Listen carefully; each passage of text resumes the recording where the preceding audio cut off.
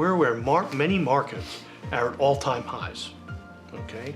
And people are looking at whether it's real estate, it's stocks, you have lower interest rates, and inflated asset values across many investments, as well as many personal assets.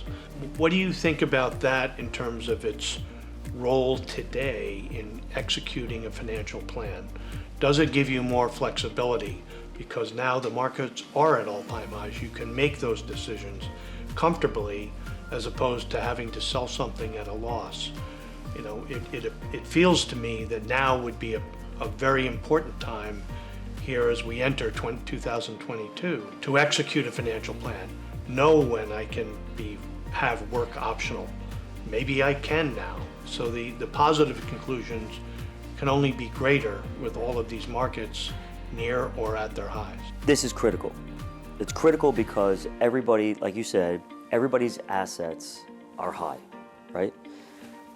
So when your assets are high, you have to ask yourself, we talked about work optional before, based on asset prices being high, are you at the point where work is optional? Or are you at the point where you want to retire, if you want to go back to that term before? And the only way that you're going to know that is if you go through a financial planning process, because the financial plan will help you understand what your vision is for your life, how much money you need saved to be able to generate enough income to live that life, and what asset prices as high as they are today, you may be pleasantly surprised that you're at the point where work is optional. So here's the key thing in understanding that.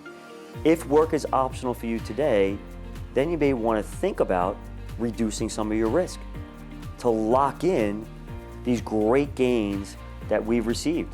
And that's the key. So that's why today, people should really be coming in, meeting with us to go through this analysis to see where they stand. Right. Super important.